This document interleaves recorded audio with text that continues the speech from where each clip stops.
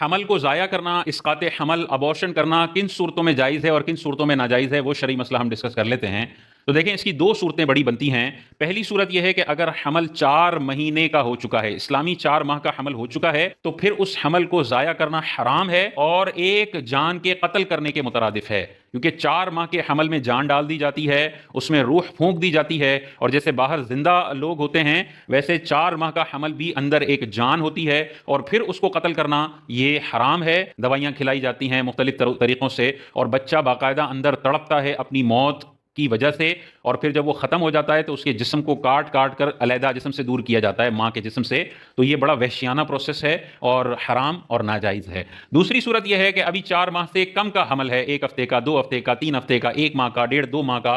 تو پھر یہ دیکھا جائے گا کہ کوئی شرعی مجبوری، کوئی شرعی عذر ہے جس کی وجہ سے حمل ضائع کیا جا رہا ہے، یا کوئی مجبوری نہیں ہے۔ اگر کوئی عذر نہیں ہے، صرف ابھی بچے نہیں چاہیے،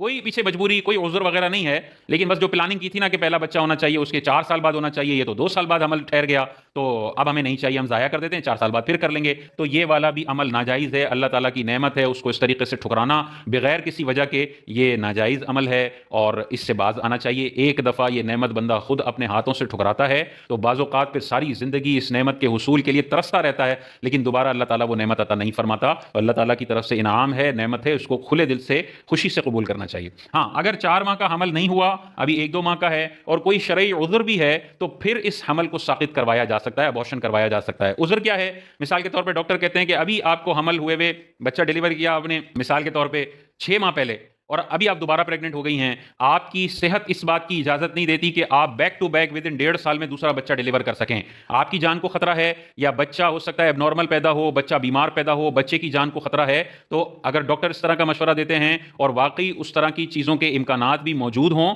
ماں کی حالت بھی بتاتی ہو کہ وہ فوری طور پر دوسرا بچہ ڈیلیور کرنے کی طاقت رکھتی نہیں ہے، تو ایسی عذر کی وجہ سے، ایسے میڈیکل ریزنز کی وجہ سے 4 ماہ سے پہلے اگر بچے کو حمل کو ساقط کیا جاتا ہے تو وہ پھر جائز ہوگا۔ اسی طرح علماء نے اس بات کی بھی اجازت دی ہے کہ اگر مثال کے طور پہ کوئی عورت زنا کر لیتی ہے اور زنا کی وجہ سے حمل ٹھہر جاتا ہے، اور وہ حمل ابھی 1 ماہ کا ہے، 4 ماہ سے کم کا حمل ہے، تو اس زنا کو چھپانے کے لیے، اپنی عزت بچانے کے لیے اگر وہ اس حمل کو ساقط کرتی ہے تو یہ بھی اس کے لیے جائز اور مستحسن عمل ہوگا کہ اتنے بڑے گناہ کو چھپانا اور اس گناہ کو معاشرے میں ظاہر نہ ہونے دینا، اس کے لیے اگر حمل کو ساقط کیا جاتا ہے تو یہ بھی ایک شرعی عذر بنتا ہے۔ مثال کے طور پہ تیسرا یہ ریزن ہو سکتا ہے کہ جو ماں نے بچے کو دودھ پلانا ہے، اب ایک بچہ خود 6 ماہ کا ہے، 7 ماہ کے بعد ایک اور بچہ آ جائے گا، تو پھر ایک ہی وقت میں ماں کو دونوں بچوں کو دودھ پلانا پڑے گا، اور ڈاکٹرز کہہ رہے ہیں کہ دودھ اتنی مقدار میں ہے ہی نہیں کہ دونوں بچوں کو کفایت کر جائے، اور ان کے پاس اتنے وسائل بھی نہیں ہیں کہ وہ باہر سے دودھ ارینج کر سکیں، کوئی دائی ارینج کر لیں، پاؤڈر والا دودھ ہو جو کہ بہت زیادہ ایکسپینسو ہوتا ہے،